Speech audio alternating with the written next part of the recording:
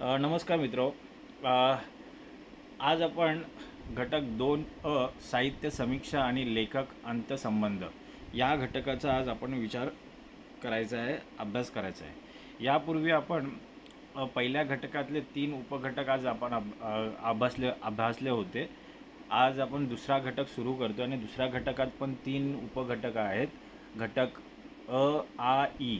त्या पहिल्या घटकामध्ये घटक 2 पहिल्या उपघटकामध्ये साहित्य समीक्षा आणि लेखक अंतसंबंध या घटकाचा विचार करायचा आहे. एकूण या पुस्तकामध्ये समीक्षा सिद्धांत या एम मराठी सेमिस्टर 1 या सेमिस्टर 1मध्ये समीक्षा सिद्धांत या पुस्तकातील या पेपरमधील या विषयातील एकूण 4 घटक आहेत, प्रमुख घटक आहेत. त्या प्रत्येक घटकामध्ये 3 उपघटक आहेत. तर आपण पहिल्या घटकातले 3 उपघटक पूर्ण केलेले आहेत. आज आपण दुसऱ्या घटकाला सुरुवात करतो आहे. दुसऱ्या घटकामध्ये पण 3 उपघटक आहेत. त्या पहिल्या उपघटकाचा आज आपण विचार करणार आहोत. तर घटक 2 साहित्य समीक्षा आणि लेखक आणि अंतसंबंध. शीर्षकावरूनच आपल्याला जाणवतं की या घटकामध्ये कोणत्या गोष्टीचा समावेश असेल. साहित्याची समीक्षा आणि लेखक ह्या 2 घटकांचा आपसातील संबंध या विषयावरच चर्चा झालेली असणार आहे. याचा अर्थ आपल्याला इतर गोष्टींचा विचार करायचा नाही. ह्या 2 गोष्टींचा आपसातील संबंध काय आहे, अंतसंबंध काय आहे, कशा प्रकारे या गोष्टी एकमेकांमध्ये संबंधात येतात, त्यांचा अंतसंबंध कसा येतो एकमेकांशी, त्या घटकाचं विवेचन किंवा त्या घटकाचा विचार ह्या घटकामध्ये केलेला आहे. ह्या 2 लेखक आणि साहित्य समीक्षा या दोन्ही गोष्टींचाच विचार करायचा आहे. तर साहित्यकृती ही लेखकाच्या मन, बुद्धी, संस्कार, अनुभव, कल्पनाशक्ती यांची सर्जनशील अभिव्यक्ती असते. साहित्यकृती ही काय आहे? ही लेखकाच्या मनाची, बुद्धीची, संस्कार, अनुभव आणि कल्पनाशक्ती यांची सर्जनशील अभिव्यक्ती असते.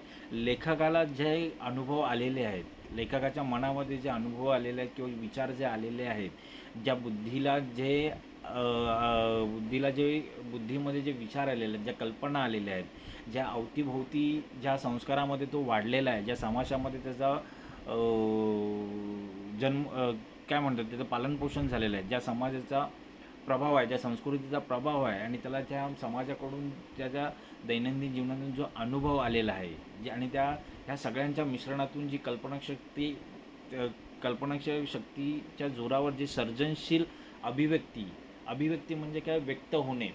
तो जो व्यक्त होतो आहे तो शब्दांकडून जो व्यक्त होण्याची जे आहे ती अभिव्यक्ती म्हणजे लेखकाचे साहित्यकृती होय. ते ह्या सगळ्या गोष्टींचा समावेश करून लेखक आपले अभिव्यक्ती मांडतो साहित्यकृतीमध्ये. ओके. तर त्यामुळे समीक्षक ज्यावेळी समीक्षक साहित्यकृतीचे विश्लेषण करतो तेव्हा तो केवळ ग्रंथाचा नाही तर त्या मागील व्यक्तिमत्वाचा म्हणजेच लेखकाचा सखोल अभ्यास करत असतो. म्हणजे एखादा लेखक एखादी साहित्यकृती तयार करतो, त्या साहित्यकृतीमध्ये त्याचं मन, बुद्धी, संस्कार, अनुभव आणि कल्पनाशक्ती यांची सांगड घालून एक सर्जनशील अभिव्यक्ती म्हणजे सर्जनशील संकल्पना तो बाहेर आणतो साहित्यकृतीच्या माध्यमातून. ओके. तो अभिव्यक्त होतो. ओके. आणि त्या साहित्यकृतीला एखादा समीक्षक जेव्हा त्या साहित्यकृतीचे विश्लेषण करतो तेव्हा तो केवळ त्या ग्रंथाचा नाही तर त्या मागील जो लेखक आहे त्या लेखकाचा सखोल अभ्यास करतो. फक्त त्या ग्रंथाची समीक्षा करत नसतो, तो त्या लेखकाचे विचार, लेखकाचे मानसिकता, लेखकाच्या भावना त्या सगळ्या गोष्टींचा तो अभ्यास करत असतो. समीक्षा आणि लेखक यांच्यात एक अंतसंबंध तयार होतो.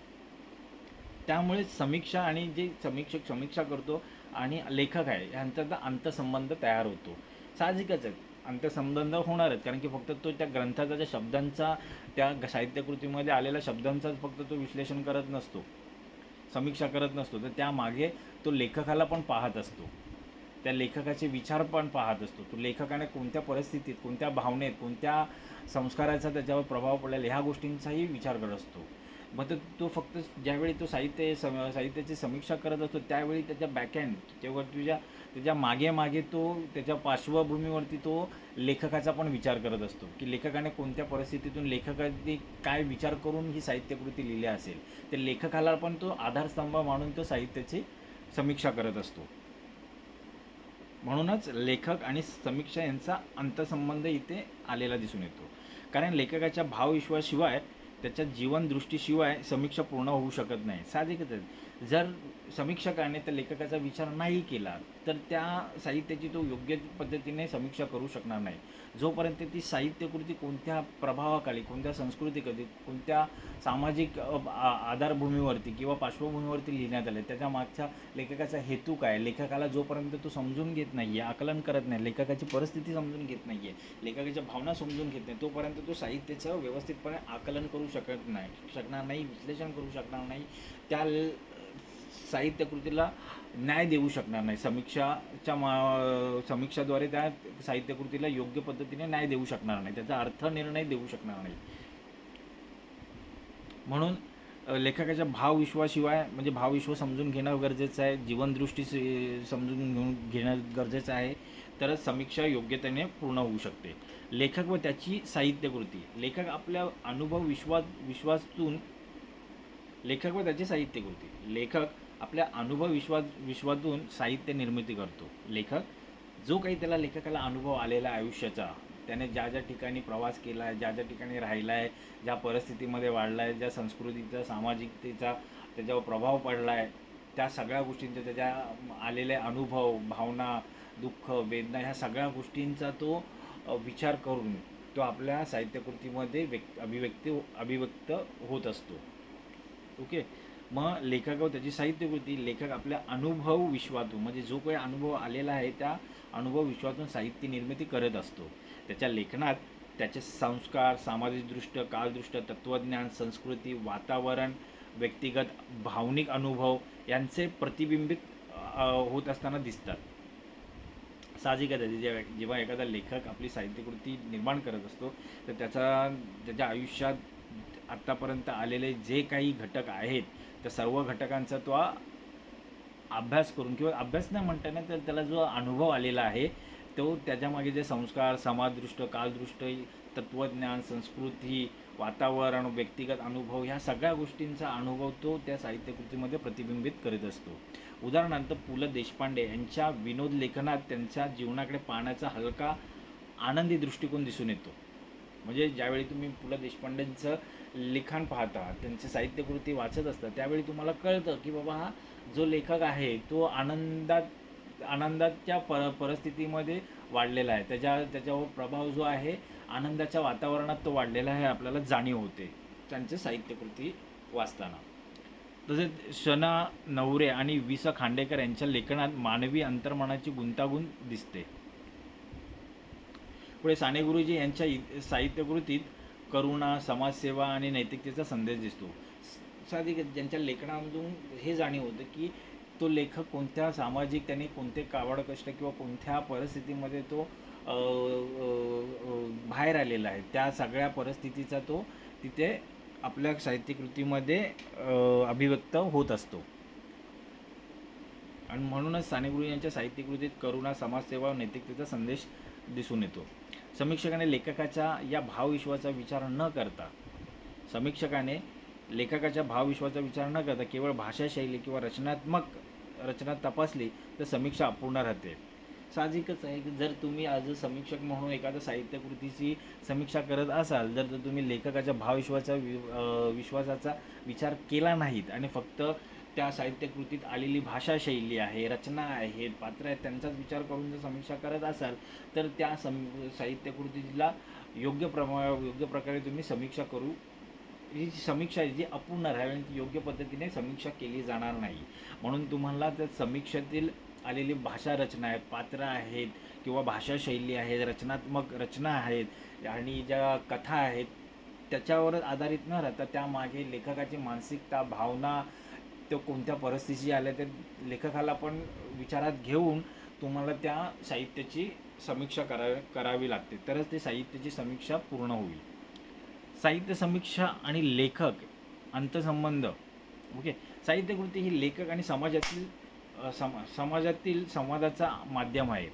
साहित्यकृती ही लेखक आणि समाजातील संवादाचा माध्यम आहे. साहजिकच आहे, ज्यावेळेस एखादा लेखक साहित्यकृती निर्माण करतो ती लोकांपर्यंत म्हणजे समाजापुढे येते आणि त्या साहित्यकृतीमध्ये लेखक जो अभिव्यक्त झालेला आहे तो त्याच्या भावना तिथे मांडलेल्या आहेत ते समाजापर्यंत पोचल्या जातात. म्हणून आणि जे समाज त्या साहित्य कृतीद्वारे त्या लेखकाच्या भावना वगैरे त्याला जे अनुभव आलेले आहेत ते वाचन करत असते, आकलन करत असते आणि समजून घेत असते. म्हणून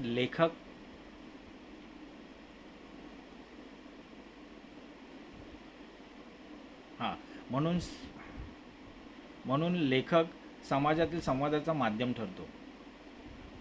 म्हणून लेखकाची जी साहित्यकृती आहे ही समाजाच्या संवादाची माध्यम म्हणून काम करत असते. दोघांमधले ती माध्यम म्हणून काम करत असते. समीक्षा हा संवादाचा तिसरा दुवा आहे आणि समीक्षा जे आहे ही समाजाचा तिसरा दुवा आहे. त्या साहित्यामध्ये काय दडलेलं आहे, लेखकाला काय समजावायचं आहे, काय सांगायचं आहे, त्या साहित्यकृतीचा योग्य अर्थ निर्णय समीक्षाद्वारे समाजापर्यंत पोचवत असतो. म्हणून समीक्षा जी आहे ही तिसरा दुवा म्हणून काम करत असते. समीक्षा ही संवादाचा तिसरा दुवा म्हणून काम करत असते. साहजिक तुम्ही जर त्या एखाद्या साहित्यकृतीची समीक्षा वाचली तर तुम्हाला त्या साहित्याबद्दलची आपुलकी निर्माण होते, रस निर्माण होते, वाचण्याची आवड तयार होते. मग हे कशामुळे झाले ती तुम्ही त्या साहित्यकृतीबद्दलची समीक्षा वाचलीत म्हणून. त्या समीक्षेने त्या साहित्यकृतीचा अर्थ तुम्हाला सांगण्याचा प्रयत्न केला आणि त्यातून तुमची आवड निर्माण झालेली आहे. म्हणून काय झालं, तुमच्यापर्यंत ती साहित्य पोचण्याची तुमच्यात जी आवड निर्माण होण्याचं कारण काय होतं ते समीक्षा, त्या साहित्यकृतीबद्दलची समीक्षा. म्हणून समीक्षा ही तिसरा दुवा आहे. संवादच साधला ना त्या समीक्षेने तुमच्याबरोबर. त्या साहित्यकृतीबद्दल त्या समीक्षेने तुमच्याशी संवाद साधला तेव्हाच तुम्ही त्या साहित्यकृतीबद्दल आपुलकी किंवा आवड किंवा वाचण्याचा रस तुमच्यामध्ये निर्माण झाला. ओके. जो लेखक आणि वाचक यांच्यामधील नाते अधिक सखोल करतो. हे जी समीक्षा आहे हे लेखक आणि वाचक यांच्यातील नाते अधिक सखोल करतो. साहजिक समीक्षा जी आहे ती लेखक आणि वाचक म्हणजे आपल्याला वाचकाला ज्यावेळी समीक्षा वाचतो त्यावेळी लेखकाबद्दल आवड निर्माण होते, लेखकाबद्दल कुतूहल निर्माण होतं, त्याच्याबद्दल जाणून घेण्याची निर्माण होते. ज्यावेळी तुम्ही ती एक साहित्यकृती त्या लेखकाची वाचता त्यावेळी तुम्हाला इतरही साहित्यकृती त्याच्या आहेत का त्या तपासाव्या लागतात. म्हणजे इच्छा निर्माण होते की त्याचे इतरही साहित्य आपण वाचावेत करून. हे नातं तयार करतं तुमच्या वाचकामध्ये आणि लेखकामध्ये. समीक्षा हे नातं तयार करतं, सखोल नातं तयार करण्याचा प्रयत्न करते. दुवा आहे. लेखकाचा अंतसंबंध समीक्षेवर खालील प्रकारे परिणाम करतो. लेखकाचा अंतसंबंध समीक्षेवर खालील प्रकारे परिणाम करतो. लेखकाचा अनुभव विश्व त्याच्या जीवनातील घटनांमुळे कृतीचे स्वरूप ठरते. समीक्षकाला त्या पार्श्वभूमीचा अभ्यास करावा लागतो. लेखकाचा जो अनुभव विश्व आहे त्याच्या जीवनातील घटनांमुळे कृतीचे स्वरूप ठरते. ऑफकोर्स लेखकाला जे अनुभव आलेले आहेत त्याच्या आयुष्यात जे घटना घडलेल्या आहेत त्या घटनांचे तो साहित्यामध्ये कृती करत असतो, स्वरूप ठरते. समीक्षकाला त्या पार्श्वभूमीचा अभ्यास करावा लागतो. ह्या अगोदर मी सांगितलं होतं की ते समीक्षकाला त्या लेखकाची पार्श्वभूमी आधारभूमी तपासावी लागते, त्याचा अभ्यास करावा लागतो. त्याचवेळी तो त्याने निर्माण केलेल्या साहित्यकृतीचा योग्य प्रकारे समीक्षा करू शकतो. लेखकाची विचारसरणी समजून घ्यावी लागते. एखाद्या समीक्षकाला त्या लेखकाची विचारसरणी समजून घ्यावी लागते. जसे गांधीवादी, स्त्रीवादी, मार्क्सवादी किंवा अध्यात्मवादी दृष्टिकोन ह्या कृतींच्या संदेशावर परिणाम करतात. जी साहित्यकृती बनलेली आहे, ओके, निर्माण झालेली आहे, ती कोणत्या आधारावर निर्माण झालेली आहे, कोणत्या काय म्हणतात त्या दृष्टिकोनातून निर्माण झालेली आहे, कोणत्या विचारधारणावर ती निर्माण झालेली आहे, विचारसारणी काय आहे, तर ती विचारसारणी ही लेखकाची समजून घ्यावी लागते. त्या लेखकाचा काळ तसंच तो ज्या काळात जगतोय त्या सामाजिक राजकीय परिस्थितीचा प्रभाव त्याच्या लेखनावर असतो. साहजिकच एखादी त्या साहित्यकृतीची तुम्ही समीक्षा करताय ती साहित्यकृती कोणत्या काळात लिहिलेली आहे ती समजून घ्यावी लागते. तो काळ तुम्हाला आठवावा म्हणजे काय म्हणतात ते नजरेसमोर आणावं लागतो. त्या काळात कसं काय कोणती परिस्थिती असेल त्या काळामध्ये त्या काळाचा विचार करावा लागतो तुम्हाला. तो लेखकाचा काळ तुम्हाला अभ्यासावा लागतो. तसंच लेखकाची भाषा आणि शैली अभ्यासावी लागते. त्याच्या व्यक्तिमत्वाचे प्रतिबिंब समजून घ्यावे लागते. प्रतिबिंब असते ते भाषा आणि शैली ही त्याच्या व्यक्तिमत्वाचे बिंब असते. समीक्षकाचे कार्य लेखकाच्या अंतजगताचा साक्षेपी अभ्यास करून कृतीतील मूल्य, तत्व, भावविश्व आणि कलात्मकता उलगडणे हे समीक्षेचे मुख्य कार्य आहे. समीक्षेचे मुख्य कार्य काय आहे? ते लेखकाच्या अंतर्जगताचा साक्षी अभ्यास करून कृतीतील मूल्य, तत्व, भावविश्व, कलात्मकता उलगडणे हे समीक्षेचे मुख्य कार्य आहे. साहजिक आहे. शेवटचा टप्पा जो आहे ते शेवटचं काय आहे, तुम्हाला फक्त वाचून सोडायचं नव्हतं. समीक्षेचे जे तुम्हाला खरा अर्थ जो आहे, जो मूल्य आहेत, तत्व जे आहेत, भावविश्व आहे, ज्या साहित्यकृती जी कला जी आहे, कलात्मकता आहे, ते उलगडून वाचकासमोर आणण्याचा प्रयत्न करणे हे समीक्षेचे मुख्य कार्य आहे. उदाहरणार्थ श्री अरविंद यांच्या तत्वचिंतनात्मक कवितांमध्ये त्यांचे अध्यात्म व योगदर्शन दिसते. त्यामुळे त्या कवितांची समीक्षा करताना त्यांच्या तत्वज्ञानाचा विचार करणे आवश्यक आहे.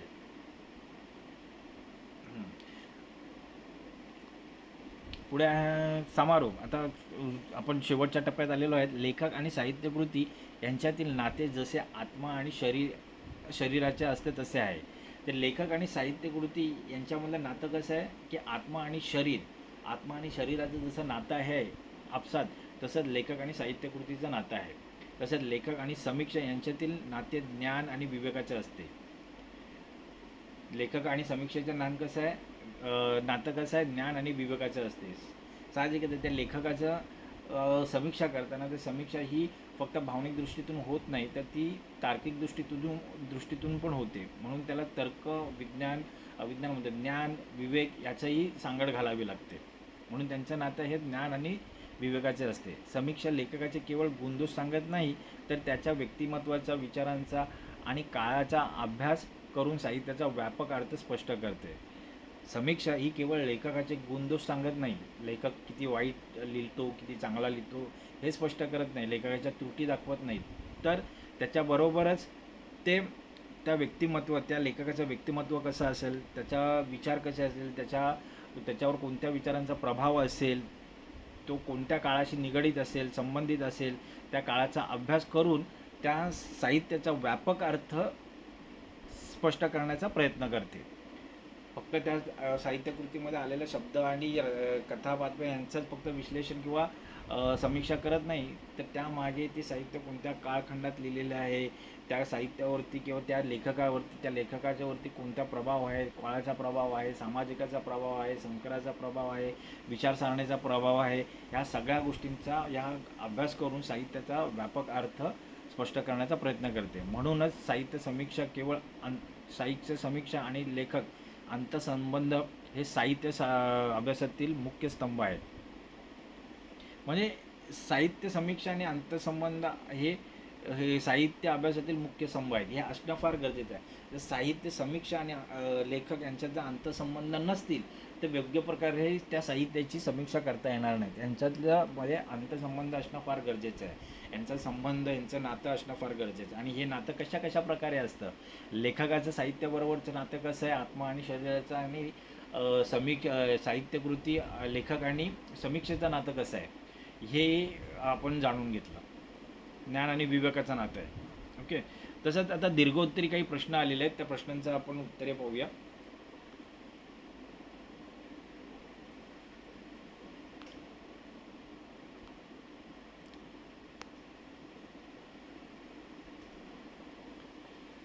वस्तुनिष्ठ प्रश्न आहेत.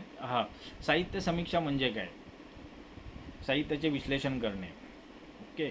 नंतर मग पुढे आहे लेखक आणि समीक्षा यांच्यातील संबंध कसा आहे? लेखक आणि समीक्षा यांच्यातील अंतसंबंध आहे. लेखक आणि समीक्षा यांच्यातले अंतसंबंध आहे.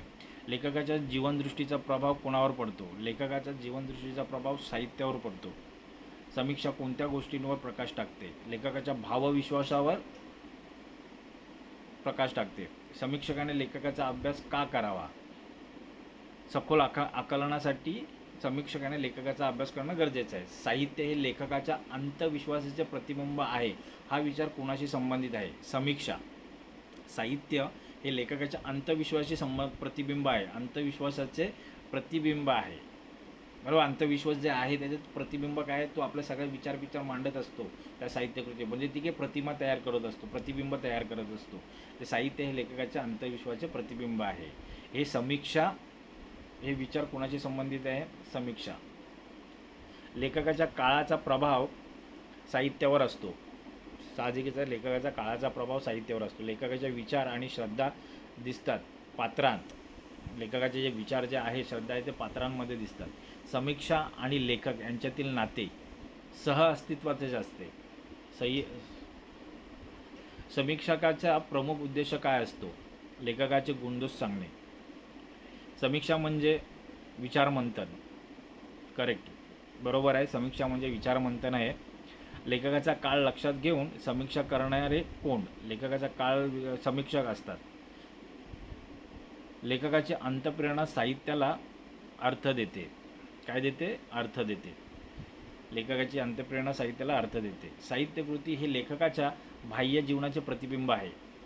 नाही, सॉरी, साहित्यकृती हे लेखकाच्या अंतजीवनाचे प्रतिबिंब आहे, बाह्य नाही आहे. अंतजीवन तो त्याला जे अनुभव आलेला आहे, ज्या गोष्टी त्याने आत्मसात केलेल्या आहेत, त्याचे ते साहित्यकृतीमध्ये मांडत असतो, प्रतिबिंब आहे. समीक्षेचा तिसरा घटक कोण? वाचक. समीक्षेचा तिसरा घटक वाचक आहे.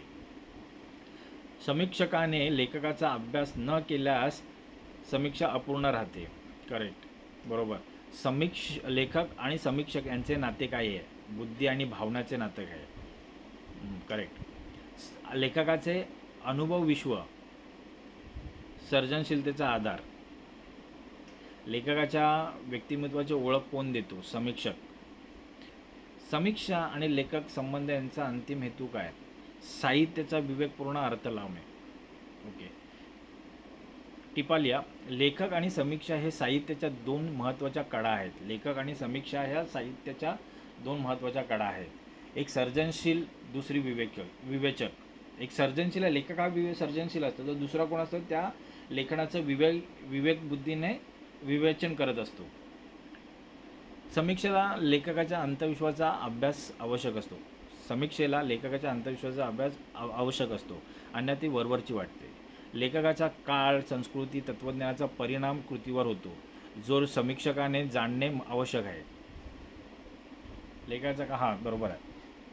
समीक्षा लेखक वाचक यांच्यातील पूल आहे, जी दोघांना साहित्याचा अर्थ सांगते. करेक्ट. समीक्षा ह्या लेखक आणि वाचकामधलं पूल आहे, बौद्धिक पूल आहे.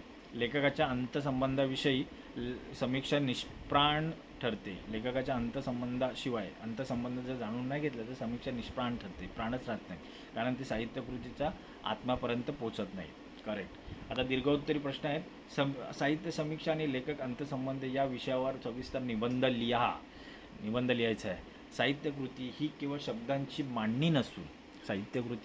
केवळ शब्दांची मांडणी नसून ती लेखकाचा मन, बुद्धी, भावना, संस्कार, अनुभव, विश्वाची सर्जनशील अभिव्यक्ती असते.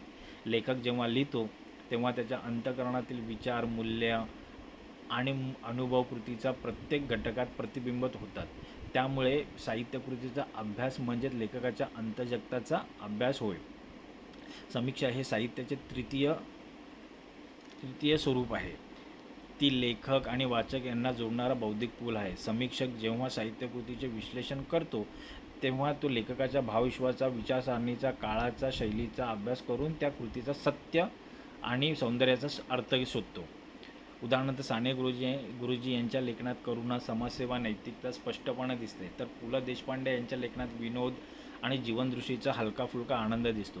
समीक्षकाने हे समजून न घेतल्यास त्याची समीक्षा अपूर्ण राहते. त्यामुळे समीक्षा ही केवळ ग्रंथाचे मूल्यांकन नसून लेखकाच्या अंतःसृष्टीचे साक्षेपी विश्लेषण आहे.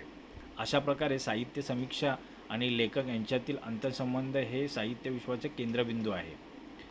प्रश्न दुसरा. लेखकाचे व्यक्तिमत्व साहित्यकृतीवर कसे प्रतिबिंबित होते याचे विश्लेषण करा. लेखकाचे व्यक्तिमत्व साहित्यकृतीवर कसे प्रतिबिंबित होते हे विश्लेषण करा. याचं उत्तर. लेखकाचे व्यक्तिमत्व हे त्याच्या लेखनाचे आत्मा असते. लेखकाचे व्यक्तिमत्व हे लेखनाचे आत्मा असते. त्याच्या बालपणीचे अनुभव, शिक्षण, समाजातील स्थान, संस्कार, जीवनातील घटना आणि तत्त्वज्ञान या सर्व गोष्टी त्यांच्या कृतीत आलेल्या दिसतात. उदाहरणार्थ शणा नवरे यांच्या कथांमधील जीवनातील संघर्षाचे वास्तव दर्शन घडते. वि स खांडेकर यांच्या कादंबऱ्यात मानवी जीवनाचे सूक्ष्म विश्लेषण आलेले दिसते. श्री अरविंद यांच्या कवितांत त्यांचे योगदर्शन आणि अध्यात्म स्पष्ट दिसते. अशा प्रकारे लेखकाचे अंतविश्वास त्याच्या साहित्याचे रूप ठरवते. लेखकाचा अंतविश्वास त्याच्या साहित्याचे रूप ठरवते. म्हणूनच समीक्षकाने लेखकाच्या व्यक्तिमत्वाचा अभ्यास करूनच कृतीचा अर्थ लावावा. प्रश्न तिसरा, समीक्षकाने लेखकाचा अभ्यास का करावा? उदाहरणांसहित स्पष्ट करा. समीक्षकाचे प्रमुख कार्य म्हणजे साहित्यकृतीचे आशय, रूप, कलात्मकता यांचे विवेचन करणे. हे योग्यरित्या करण्यासाठी त्याला लेखकाचा सखोल अभ्यास आवश्यक असतो. बरोबर आहे. समीक्षकाचे प्रमुख कार्य काय? साहित्यकृतीतील आशय, रूप, कलात्मक यांचे विवेचन करणे. हे योग्यरित्या करण्यासाठी त्याला लेखकाचा सखोल अभ्यास असणे आवश्यक आहे. कारण लेखकाच्या अनुभवाविश्वाशिवाय कृतीतील विषय आणि शैली ठरते. तसेच लेखकाच्या जीवनदृष्टीचा अभ्यास केल्याने कृतीचा अर्थ अधिक स्पष्ट होतो. तसेच लेखकाचा काळ, समाज, संस्कृतीचा अभ्यास केल्यास कृतीची पार्श्वभूमी समजते. उदाहरणार्थ साळणे गुरुजींच्या श्यामची आई या कृतीचे विश्लेषण करताना त्यांचे बालपण, आईशी असलेले भावनिक नाते आणि त्यांचे सामाजिक सेवा जाणून घेणे आवश्यक आहे. पु ल देशपांडे यांच्या विनोदी लेखनाचा अर्थ समजण्यासाठी त्यांच्या जीवनाकडे पाहण्याचा दृष्टिकोन जाणून घ्यावा लागतो. म्हणूनच समीक्षकाने लेखकाचा अभ्यास केल्याशिवाय समीक्षा पूर्ण होऊ शकत नाही. प्रश्न चौथा, साहित्य समीक्षा ही लेखकाच्या अनुभव विश्वाशी कितपत संबंधित असते? भरपूर संबंधित असते. लेखकाच्या अनुभव विश्व म्हणजे त्याचे जीवनातील वास्तव अनुभव. लेखकाच्या अनुभव विश्व म्हणजे काय? तर त्याचे वास्तव अनुभव, समाजाची संवाद, विचारधारा, तत्त्वज्ञान असते. समीक्षक जेव्हा कृतीचे विश्लेषण करतो तेव्हा हे अनुभव विश्व ओळखल्याशिवाय त्याला कृतीचा मूळ अर्थ समजत नाही. म्हणून समीक्षकाला लेखकाचा अनुभव विश्व समजून घेणं फार गरजेचं आहे. उदाहरणार्थ गोनी दांडेकर यांच्या ग्रामीण कथांमध्ये ग्रामीण जीवनाचा सुगंध आहे, कारण त्यांनी तो अनुभवला आहे. परभा भावे यांच्या लेखनात गांधीवादी विचारांचे प्रतिबिंब दिसते. समीक्षा या अनुभवांना उलगडून दाखवण्याचा प्रयत्न दाखवते आणि कृतीतील भावार्थ व मूल्य समजावते. त्यामुळे समीक्षा ही लेखकाच्या अनुभवविश्वाशी घनिष्ठपणे संबंधित आहे. प्रश्न पाचवा, लेखक आणि समीक्षक यांच्यातील नाते समाज आणि संस्कृतीवर कसे परिणाम करते? लेखक आणि समीक्षक यांच्यातील नाते समाज आणि संस्कृतीवर कसे परिणाम करतात? उचे उत्तर, लेखक समाजातील भावभावना, संस्कृती आणि विचारांना सर्जनशील रूप देतो. लेखक समाजातील भावभावना, संस्कृती आणि विचारांना सर्जनशील रूप देतो, तर समीक्षक त्या विचारांना विवेकपूर्ण अर्थ आणि दिशा देतो. दोघांमुळे समाजात बौद्धिक जाणीव आणि सांस्कृतिक मूल्यांची जपवणूक होते. लेखक नवे विचार मांडतो आणि समीक्षक त्या विचारांचा अर्थ सांगतो. त्यामुळे समाजातील सांस्कृतिक आणि नैतिक मूल्यांची वाढ होते. उदाहरणार्थ भारतीय पुनर्जागरण काळात लेखकांनी स्वातंत्र्य, सामाजिक सुधारणा आणि स्त्री शिक्षणावर लेखन केले, तर समीक्षकांनी त्याला बौद्धिक पाठबळ दिले. अशा प्रकारे लेखक आणि समीक्षक हे दोघेही समाज आणि संस्कृतीच्या विकासाचे पूरक घटक आहेत. लघु उत्तरी प्रश्न. ओके, साहित्य समीक्षा म्हणजे काय? साहित्य समीक्षा म्हणजे साहित्य कृतीचा विचारपूर्वक अभ्यास करून तिच्या गुणदोषांचा, आशय, रूपाचा आणि मूल्यांचा विवेकपूर्ण निर्णय देणे होय. प्रश्न 2, लेखकांच्या अंतसंबंधांचा अर्थ काय? लेखकाच्या अंतसंबंधांचा अर्थ म्हणजे लेखक आणि त्याच्या साहित्य कृतीतील अंतरंग संबंध होय, जिथे त्याचे विचार, भावना आणि अनुभव कृतीत प्रकट होतात. प्रश्न 3, लेखकाच्या जीवनदृष्टीचा साहित्यकृतीवर कसा प्रभाव पडतो? लेखकाच्या जीवनदृष्टीचा साहित्यकृतीवर कसा प्रभाव पडतो? उत्तर, लेखकाची जीवनदृष्टी त्याच्या विषय निवडीत असते. लेखकाची जीवनदृष्टी त्याच्या विषय निवडीत, पात्र निर्मितीत, भाषाशैलीत आणि विचारधारेत दिसते. लेखकाची जी जीवनदृष्टी आहे ती त्याच्या निवडीत दिसते, पात्र निर्मित दिसते, भाषाशैलीत आणि विचारधारेत दिसते. त्यामुळे साहित्यकृती त्याच्या मानसिक आणि तत्त्वज्ञानिक दृष्टिकोनाचे प्रतिबिंबित बनते. प्रश्न 4. समीक्षक लेखकाच्या कोणत्या पैलूंचा अभ्यास करतो? समीक्षक लेखकाच्या जीवनदृष्टी, अनुभवविश्व, संस्कार, काळ, समाज, भाषा, विचारसरणी या सर्व पैलूंचा अभ्यास करून कृतीचे विश्लेषण करतो. शेवटचा प्रश्न. साहित्यकृतीतील लेखकाचे भावविश्व ओळखण्याचे महत्त्व काय आहे? साहित्यकृतीतील लेखकाचे भावविश्व ओळखण्याचे महत्त्व काय? लेखकाचे भावविश्व ओळखल्याने लेखकाचे भावविश्व ओळखल्याने साहित्यकृतीतील भावार्थ, मूल्य, आशय, कलात्मक अधिक स्पष्ट होतात, ज्यामुळे समीक्षा अधिक सखोल आणि अर्थपूर्ण ठरते. तर मित्रांनो, आज आपण घटक 2 मधील उपघटक अ हा घटक आपण सविस्तरपणे अभ्यासलेला आहे. यात साहित्य समीक्षा आणि लेखक यांच्यामध्ये अंतसंबंध कसा येतो, कसा एकमेकांशी पूरक आहेत, कशा अवलंबून आहेत, कशा यांचे नातं आहे समीक्षा आणि लेखकांचं, हे आज आपण जाणून घेतलेलं आहे. तर आज आपण मित्रांनो इथेच थांबूया. पुढच्या घटकामध्ये आपण पुढील घटक घेऊन भेटूया पुढच्या घटकामध्ये. तर तुर्तास थांबूया. धन्यवाद.